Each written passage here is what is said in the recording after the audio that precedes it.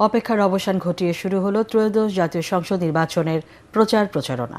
প্রার্থীদের নিয়ে নেতাকর্মীদের মিছিল মিটিংয়ে সরগরম রাজধানীর প্রতিটি পাড়া মহল্লা। বিরাজ করছে উৎসবের আমেজ। মার্কা হাতে নানা প্রতিশ্রুতি নিয়ে ভোটারদের দাঁড়ে দাঁড়িয়ে গিয়ে দোয়া ও সমর্থন চাইছেন প্রার্থীরা। রাজধানী ঘুরে নির্বাচনী প্রচারণার খবর জানাচ্ছেন মুশফিকুর রহমান।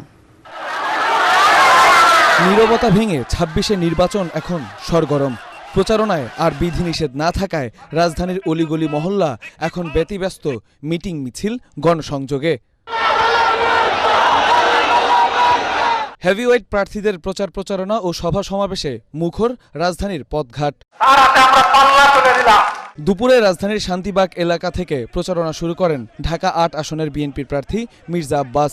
বলেন, মাদক এবং সন্ত্রাসমুক্ত সমাজ গড়তে কাজ করবেন তিনি।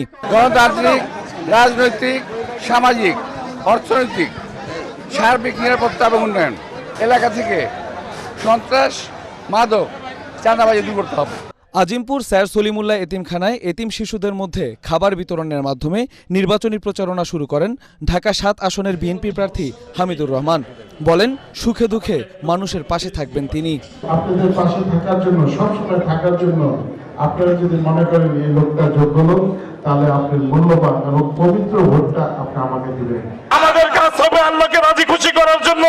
অন্যদিকে ফুটবল প্রতীক নিয়ে প্রচারণার মাঠে ঢাকা ৭ আসনের স্বতন্ত্র প্রার্থী ইসহাক সরকার। আমার মার্কা ফুটবল মার্কা।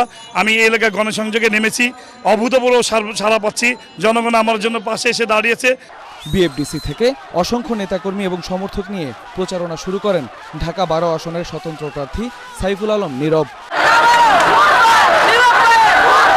২৪-এর গণ অভ্যুত্থানে শহীদ পরিবারের হাতে ধানের শীষ তুলে দিয়ে রাজধানীর বাড্ডা থেকে নির্বাচনী প্রচারণা শুরু করেন ঢাকা ১১ আসনের বিএনপির প্রার্থী এম.এ. কাইয়ুম। নেতাকর্মীদের নিয়ে ধানের শীষের পক্ষে ভোট চান তিনি। সারা দেশে ধানের শীষে বিজয় হবে তারেক রহমানের নেতৃত্বে। আগামী দিনে বাংলাদেশ হবে বৈষম্যহীন একটি উন্নত কল্যাণ রাষ্ট্র। এছাড়া জামাত, এনসিপি সহ ছোট বড় মাঝারি সব দল প্রচারণা চালায় রাজধানী জুড়ে। মুশফিকুর রহমান, এটিএন বাংলা, ঢাকা।